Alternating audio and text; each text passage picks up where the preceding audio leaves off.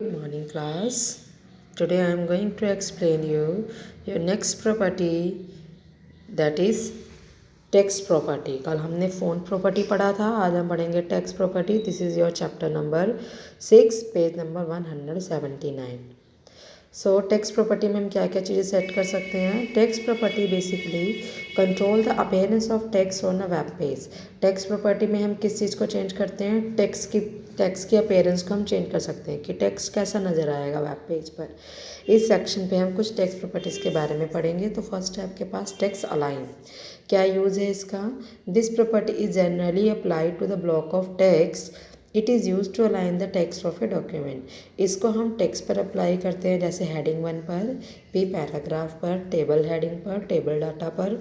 इसको हम यूज़ करते हैं किसी भी टेक्स्ट को अलाइन देने के लिए. अलाइन का मतलब होता है पोजीशन. टेक्स्ट की पोजीशन को हम लेफ़्ट कर सकते हैं, राइट कर सकते हैं, सेंटर कर सकते हैं, जस्टिफाई कर सकते हैं. ये हम कर सकते हैं. तो इसकी 4 वैल्यू होती हैं, left, right, centre and justified. Next है आपके पास text indent. This property indent the first line in a block of text where it is specified. Block of text मतलब 4 या 5 लाइन है आपके पास. उसमें जो पहली लाइन है, फर्स्ट लाइन को आप सेट कर सकते हो कि वो कहाँ से शुरू होगी. It accept a value in terms of length और परसेंटेज. आप इसमें लेंथ बता सकते हो या परसेंटेज बता सकते हो. Length defined a fix indentation in P X, P T, C M, E M. जो लेंथ आप बताओगे तो लेंथ की 4 वैल्यू है, P X, P T, C M और E M. It's default value is zero. अगर आप कोई भी वैल्यू नहीं दोगे तो जीरो से, यानी बिल्कुल शुरू से शुरू होगा. The percentage define the indentation in terms of percentage of the blocks width. कि इसमें परसेंटेज के अकॉर्डिंग दिखाएगा कि 20% से लाइन शुरू होगी या 50% यानी सेंटर से शुरू होगी. It can take a positive as well as negative value. ये पॉजिटिव भी ले सकता है, नेगेटिव वैल्यू भी ले सकता है.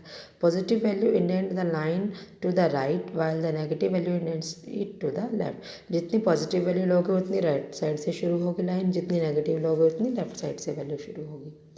तो यहाँ पे बता रखे हैं आपके पास यहाँ पे एग्जांपल में. नेक्स्ट आपके पास third colour.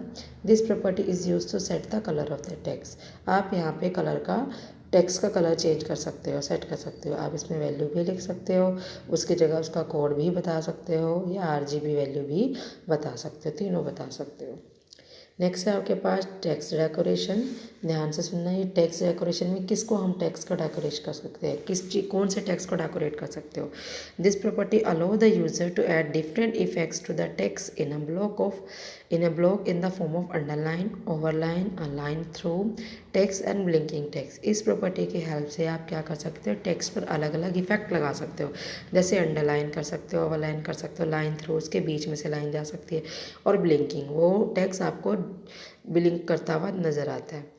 The elements colour property specify the colour use for decoration. इसके अंदर जो कलर प्रॉपर्टी हम यूज़ कर रहे हैं उसे हम डेकोरेट करने के लिए यूज़ करते हैं. It is generally use for decorate hyper link.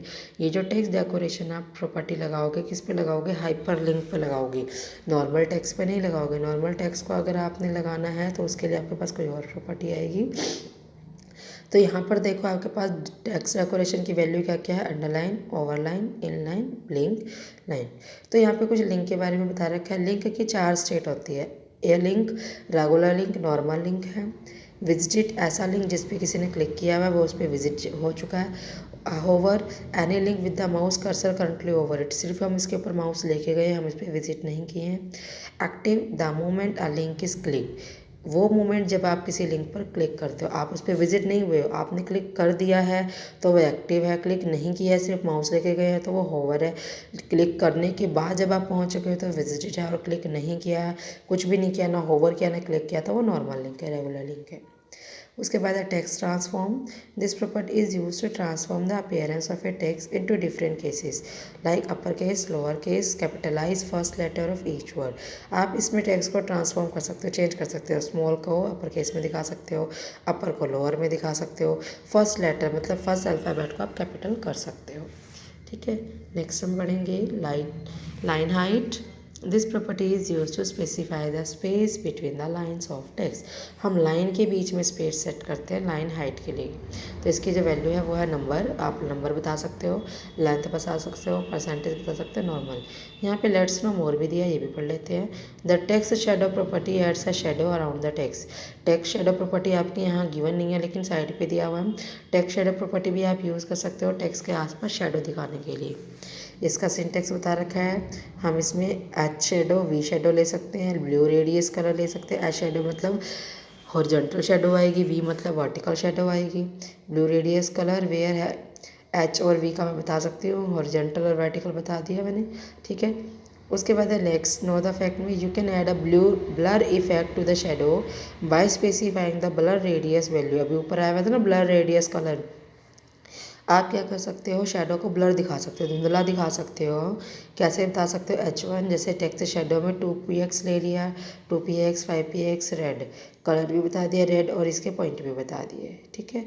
The higher the blue radius the more the shadow becomes wider and lighter in colour.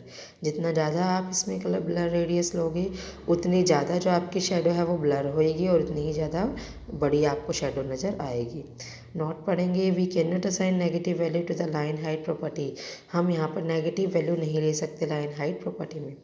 Next आपके पास वर्ड स्पेसिंग, जैसे हम लाइन के बीच में स्पेस ले सकते हैं वैसे हम वर्ड के बीच में भी स्पेस ले सकते हैं। The word spacing property is used to either increasing और decrease the white space between words. हम वर्ड्स के बीच में स्पेस को इंक्रीज भी कर सकते हैं, बढ़ा भी सकते हैं और स्पेस को घटा भी सकते हैं। The value of this property is given in pixel to specify width between successive words. हम जो इसमें वैल्यू देते हैं वो पिक्सल में देते हैं। It can be either positive और negative and should be given in the length format. ये पॉजिटिव भी हो सकता है, नेगेटिव भी हो सकता है। वैल्यू देखो, लेंथ ले रखी है, नॉर्मल ले रखी है। एग्जाम्पल दे रखा word spacing 5px, internal style sheet है ये आपके पास, ठीक है। जो आपकी कर्सिव में होती है, कर्सिव ब्रैकेट में होती है, वो इनलाइन होती है, ध्यान रख लेना, ठीक है। उसके बाद ले रखा है आपके पास इंटरनल होती है, कर्सिव इंटरनल, और जो नॉर्मल ब्रैकेट होती है पी स्टाइल, वर्ड स्पेसिंग, उसके बाद नॉर्मल, ये आपकी इनलाइन है, ठीक है। आगे भी आपको बता रखा note similarly letter spacing property use to give additional space between character. अब देखो, हमने लाइन के बीच में स्पेस देख लिया, वर्ड्स के बीच में स्पेस देख लिया। अगर वर्ड के बीच में जो अल्फ़ाबेट है, लाइक आपने लिखा इंडिया, INDIA इंडिया, इनके बीच में भी अगर आपको स्पेस देना तो आप लेटर स्पेसिंग को यूज़ कर सकते हो। इसके लिए भी वैल्यू आपके पास लेंथ है, नॉर्मल है। थर्ड, लेट्स नो मोर पढ़ेंगे। You can add multiple shadow to the text specifying them one after one other. आप एक से ज़्यादा शेडो भी लगा सकते हो सेपरेटेड बाय कोमा को यूज़ करके। पी टेक्स्ट शेडो ले लिया, 1px ब्लर और 2px इन रेड, यानी 1px आपका हॉरिजॉन्टल शेडो, 1px आपका वर्टिकल शेडो, ब्लू इसका कलर हो गया, ठीक है। इस तरीके से आपको यहाँ लगा सकते हो। यहाँ पे नेक्स्ट एक पूरा एग्जाम्पल दे रखा है जिसमें क्या है, सारी टेक्स्ट प्रॉपर्टियाँ वन बाय वन हम इसको बड़े ही ध्यान से देखेंगे। HTML ले लिया, हेड ले लिया, टाइटल ले लिया, स्टाइल लगा दिया हमने क्योंकि हम CSS यूज़ कर रहे हैं। बॉडी में अंदर हमने कलर दे दिया ग्रे, यानी जो बैकग्राउंड कलर है वो आपका क्या आएगा, ग्रे में आएगा, जैसा कि आउटपुट में आपको नज़र आ रहा है। आपको लग रहा है ब्लैक लेकिन ये ग्रे कलर है। उसके बाद पैराग्राफ हमने ले लिया, फ़ॉन्ट वेट लगा दिया, बोल्ड, यानी जो आपका पैराग्राफ है बोल्ड में होगा, ठीक है। टेक्स्ट होगा आपका इंडेंट 30px के इसमें गिवन है point. First line indent, line की हाइट यानी लाइन के बीच में जो स्पेस है 1.5, आपको देखो 3 लाइन के बीच में स्पेस नज़र आ रहा है। हेडिंग 2 आपके ले लिया हमने जॉर्जिया में, टेक्स्ट अलाइन है सेंटर पे लिखा जाएगा जैसे कि आउटपुट दिया हुआ है, ठीक है। इसके बाद से आपके पास heading 1 font family Georgia, text line centre ले लिया। Heading 3 text line centre colour red और लेटर स्पेसिंग ले ली हमने 5px, ठीक है। उसके बाद स्टाइल को क्लोज कर दिया, हेड को क्लोज कर दिया। बॉडी बीजी कलर ले लिया हमने ब्लैक, ठीक है। बॉडी बीजी कलर हो गया आपका ब्लैक। उसके बाद हमने IMGSR से लेकर एक इमेज लगाई है यहाँ पर, ठीक है। देख लो आपको फोटो नज़र आ रही है। हेडिंग 2 में आ गया वर्ड्स फर्स्ट ऑटोमोबाइल, आपका क्या है हेडिंग 2। तो हेडिंग 2 की देखो जो स्टाइल वाले पैराग्राफ में ऊपर स्टाइलिंग में हेडिंग 2 की जितनी इफेक्ट्स है वो सब इस पर अप्लाई हो जाएंगे। देखो आपको अंडरलाइन नज़र आ रहा है यहाँ पर, ठीक है। वर्ड ट्रांसफॉर्म कैपिटलाइज, हर एक वर्ड का पहला अल्फ़ाबेट क्या है, कैपिटल है, ठीक है। हेडिंग 1 आ गई next, the bench patch patent motorways N1, तो हेडिंग 1 की जितनी भी प्रॉपर्टी है वो यहाँ पर अप्लाई हो जाएगी। Heading 1 close. हेडिंग 3 है स्पेसिफिकेशन, जो भी हेडिंग 3 के अंदर जो भी आपने कलर ले रखा है वो सब यहाँ पर नज़र आपको आ जाएगा। अब कलर है यहाँ पर रेड, बट यहाँ पर आपको येलो नज़र आ रहा है, ठीक है। देखो स्पेसिफिकेशन हेडिंग 3 में हमने ले रखा है रेड, बट ये नज़र यहाँ पर नहीं आ रहा है आपको। उसके बाद हम देखेंगे टेबल बॉर्डर टू स्टाइल। देखो टेबल के लिए हमने ऊपर कोई प्रॉपर्टी सेट नहीं करी, तो जो टेबल के यहाँ पर आप अप्लाई करोगे इफेक्ट्स वही अप्लाई होंगे। यहाँ पर टेबल बना दिए यहाँ पर। उसके बाद पैराग्राफ पी की जो प्रॉपर्टी है वो सब यहाँ अप्लाई हो रही है, ठीक है। उसके बाद आपके पास नेक्स्ट फिर पी पे फिर से दोबारा प्रॉपर्टी अप्लाई हो जाएगी, फिर से पी। हॉरिजॉन्टल रूल ले रखा है साइज़ 5, कलर है सियान, बॉडी 1, HTML 1। इस तरीके से आपके पास यहाँ पर यह पूरा का पूरा टेक्स्ट प्रॉपर्टी अप्लाई हो रखा है। क्लियर है। आज के लिए हम टेक्स्ट प्रॉपर्टी ही पढ़ेंगे, कल हम पढ़ेंगे बैकग्राउंड प्रॉपर्टी।